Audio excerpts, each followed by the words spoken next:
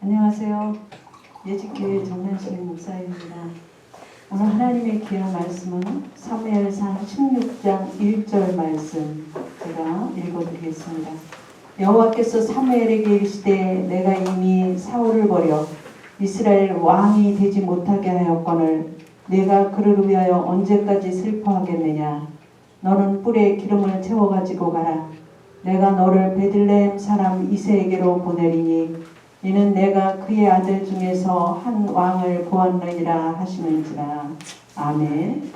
오늘 설교 제목은 하나님이 세우시는 사람이라고 하는 제목으로 은혜를 받으려고 합니다. 이스라엘의 초대 왕인 사울은 하나님을 떠나고 하나님의 말씀을 버림으로 하나님께서 사울을 왕 삼으신 것을 후회하시고 사무엘에게 너는 뿔에 기름을 채워 베들레헴 이새에게로 가라. 내가 그 아들 중에 한 왕을 보았느니라. 이렇게 말씀하실 때 사무엘이 이스라엘을 제사에 청하였고 그곳에서 다윗을 왕으로 기름 부으시는 내용이 오늘 본문의 말씀입니다. 우리 이 말씀에서 하나님이 세우신 사람 다윗을 보면 첫째로 하나님께서는 다윗을 먼저 보셨습니다. 여기서 보았다고 하는 말은 주목한다, 관찰한다 이러한 말인데 이거는 많은 사람 가운데서 특별히 한 사람을 주목해서 보시고 어려움을 당할 때 도와주시고 보호해 주시는 그러한 사람을 말을 합니다. 하나님은 사무엘에게 기름을 뿔에 채워서 가지고 가라 하셨는데 기름은 하나님께서 특별히 제사장, 선지자, 왕에게 부으시는 관유를 말합니다. 이런 기름 부음은 하나님께서 성별하여 주셨다. 하나님의 권능을 덧입혀 주셨다. 이러한 말입니다. 뿔이라고 하는 것은 힘과 권세와 능력을 말합니다. 새로운 왕이 될 자를 기름 부어서 세우도록 사명을 주셔서 보내려고 하신 것이지요. 그래서 왕을 보았음이니라 이러한 말은 기쁨으로 하나님이 보셨다고 하는 말입니다. 이처럼 사울을 대신할 인물을 하나님이 기뻐하신 것은 사무엘상 13장 14절 말씀을 보면 여호와께서 그의 마음에 맞는 사람을 구하여 여호와께서 그를 그의 백성의 지도자로 세우셨느니라 이렇게 말씀하시고 있습니다. 다윗은 하나님을 사랑하고 하나님을 의지하고 하나님의 말씀을 순종함으로 하나님의 마음에 맞음으로 하나님이 세우셨던 것을 볼 수가 있습니다. 예수님은 하나님의 뜻을 이루시기 위해서 십자가에서 죽으시고 부활하셨습니다. 예수님은 제자들의 발을 씻겨주셨어요. 제자들이 예수님을 배신할 것을 아셨어요. 그러나 제자들의 발이 나중에 복음을 전할 귀한 발이 될 것을 아셨어요. 예수님은 멀리 보시고 계셨던 것을 볼 수가 있죠. 우리의 삶을 보시고 마음을 보시고 우리의 모든 생각까지 보고 계시다고 하는 사실입니다. 여러분의 삶이 주님의 마음에 맞는 삶이 되기를 주의 이름으로 축원합니다. 두 번째로 다윗의 중심이 하나님께 있었던 것을 볼 수가 있어요. 사무엘 앞에 이새의 7 아들이 다 세워졌을 때 하나님께서는 한 사람 한 사람 지나가게 하시고 사무엘이 이 자가 왕이 될 자입니까? 물어도 하나님은 아니다. 사람은 외모를 보거니와 나 여호와는 중심을 보시느니라 이렇게 말씀하셨는데 이새에게 그러죠. 아들이 더 이상 없느냐? 그랬을 때 아닙니다. 막내가 들에서 양을 치고 있습니다. 그럴 때에 그 아들을 데려와라. 그래서 그 아들을 데려왔을 때 사무엘이 기름을 부었던 것을 볼 수가 있습니다. 인간인 이새가 볼 때는 가장 어리고 약하고 어른들의 모임에 들어가지 못했지만 하나님은 다윗이 마음의 중심이 하나님께 있음을 보셨다고 하는 사실이죠.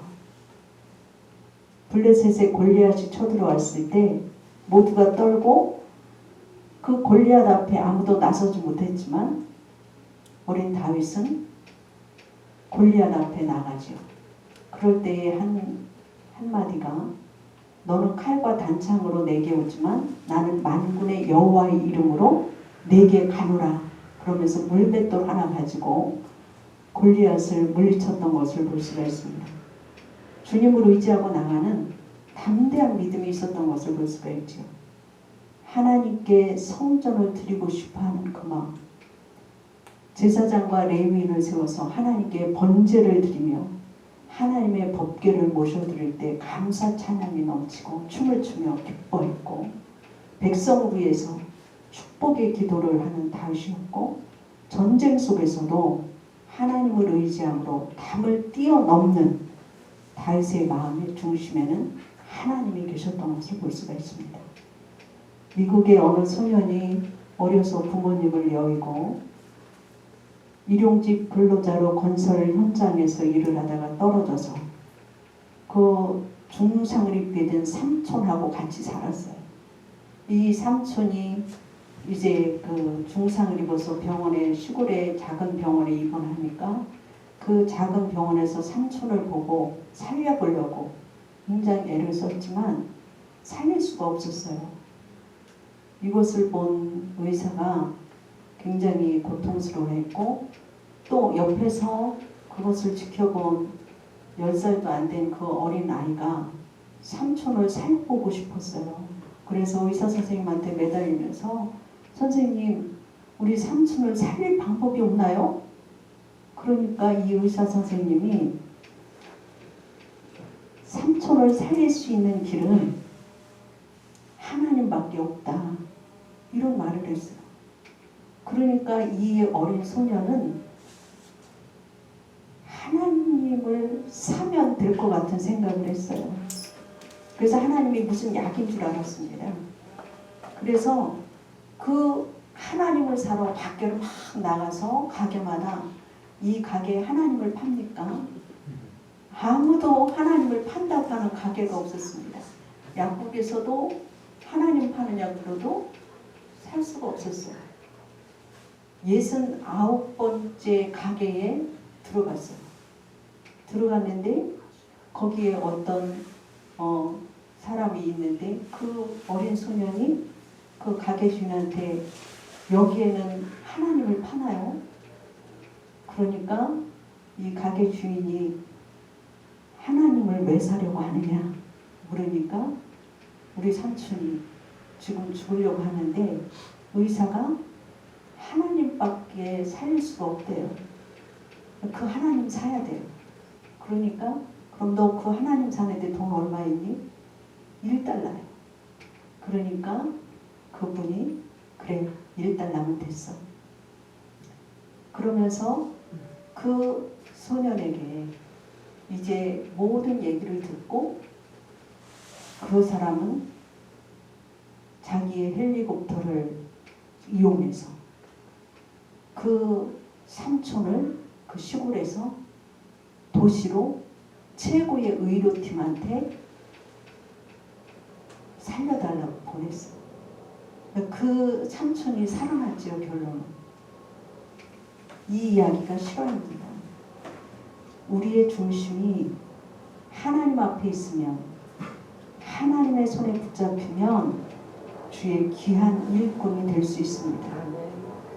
하나님은 우리를 택하실 때 세상에 미련한 것, 약한 것, 천한 것, 멸시받는 것, 없는 것들을 택하심이 그 특징입니다. 이것은 아무 육체라도 주 앞에서 자랑하지 못하게 하려 하심이라 이렇게 말씀하시고 있지요.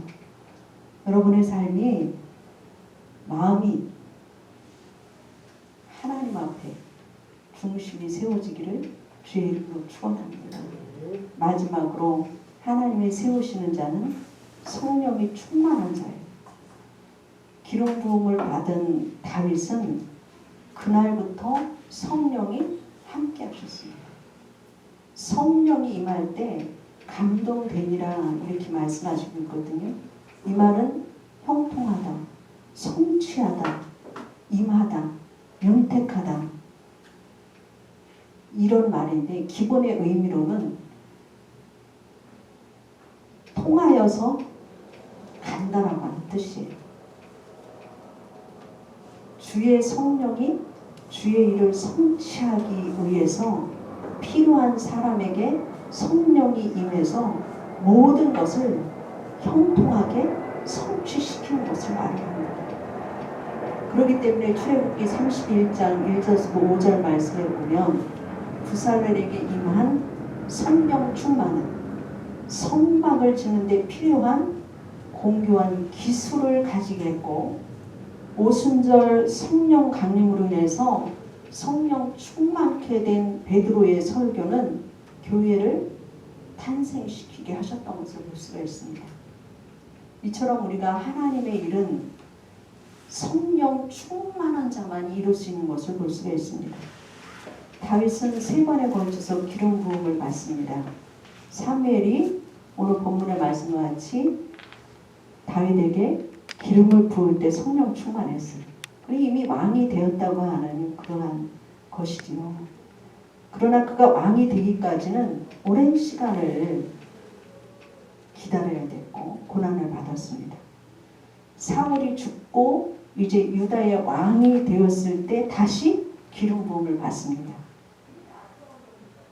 그러나 이스라엘 전체의 통일 왕국의 왕이 되지 못했습니다. 근데 사울 왕에게 속했던 사람들이 다윗에게 와서 그들의 왕이 되어 달라고 할 때에 통일 왕국의 왕이 되어지죠. 그때 한번 다시 또 기름 부음을 받습니다. 우리는 때마다 일마다 성령의 도우심을 구해야 됩니다. 성령 충만함을 계속 받아야지만이 하나님의 사명을 완수할 수 있다고 하는 말이죠. 그래서 우리의 삶, 하나님의 눈에 보이는 삶, 하나님의 마음에 맞는 삶, 중심이 하나님께 있는 삶, 성령 충만한 생활이 되어져서 하나님의 귀한 사명을 성취하는 믿음의 삶이 되기를 주의 이름으로 축원합니다.